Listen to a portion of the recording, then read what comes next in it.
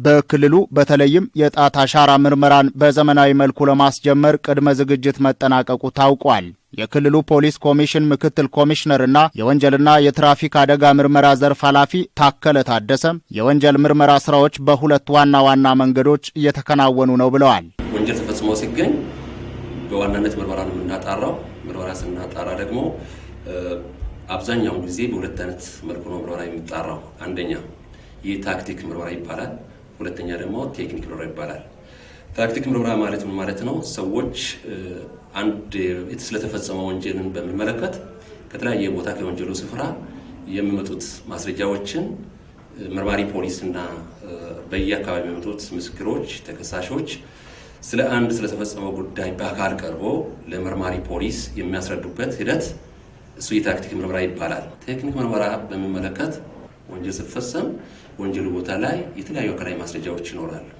ለምሳሌ የደም ነጠብጣብ፣ የመስታወት ርጋፊ፣ ለዛ ማቴሪያል የዋሉ ዕቃዎችም ጭምር ይሰበሰባሉ። እነዚህ ከተሰበሰቡ በኋላ ወደ ፎረንሲክ ላቦራቶሪ ይላካሉ። ተልኮ ውጤቱ ይመጣል። ስለዚህ ጥበብና ሳይንስን አንድ ላይ አቀናጅተን ነው ምርመራን እየመራን ያለ ነው። በክልሉ ለዓመታት የጣት አሻራ ምርመራ አገልግሎት እንዳልነበር የተገለጸ ሲሆን ይህም የግብዓት እጥረትና በግዢ ውድነት ምክንያት እንደሆነ ተጠቁመዋል። በአሁኑ ወቅት ግን ይህንን ችግር በዘላቂነት ለመፍታትና ዘመናዊ የጣት አሻራ ምርመራ ለመጀመር የሚያስችሉ ቅድመ ዝግጅቶች መጠናቀቃቸው ተረጋግጧል። አሁን በክልላችን ለረጅም ዓመታት የአሻራ ምርመራ የለም። ቀለም ባለመኖሩ የተነሳ ግዢ ውድ በመሆኑ የተነሳ ያ አገልግሎት ባለመሰጠቱ ለረጅም ጊዜ ሲሆን የነበረው ምንድነው? ጊዜያዊ ወረቀት ነበረ ፖሊስ ሲሰጥ ነበረው።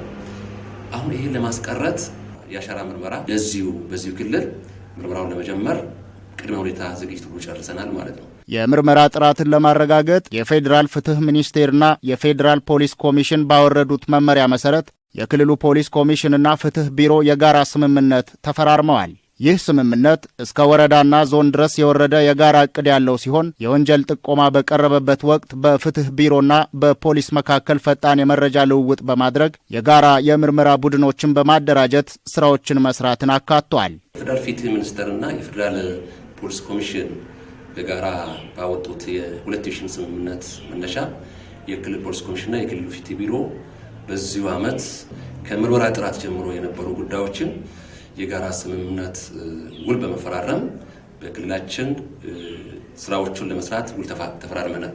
ውል መፈራረም ብቻም ሳይሆን የጋራ እቅድ አውጥተናል። የጋራ እቅድ አውጥተን የክልል ፍትህ ቢሮና እኛ እቅዱንም እስከታች አወርደናል። እስከ ዞኖች አወርደናል፣ እስከ ወረዳ አወርደናል። በወረደው እቅድ መሰረት አንድ ምርመራ የክስ ጥቆማ ከቀረበበት ጊዜ ጀምሮ እንቀናጃለን። የጋራ የሆኑ ቡድኖች ተቀናጅቶ ምርመራውን በጋራ ይጀምራሉ።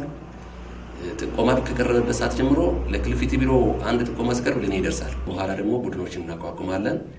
ካቋቋምን በኋላ ያ የደረሰበትን ተግባር እስከ ታችኛው ድረስ በጋራ በቅንጅት ወርዶ እየተሰራበት ያለው ነገር አለ። አሁን ለምሳሌ ታክቲክ 85% ነው እቅድ ሲያዝ ነበረው። በዚህኛው በጀት ዓመት ወደ 83.5% ተከናውኗል።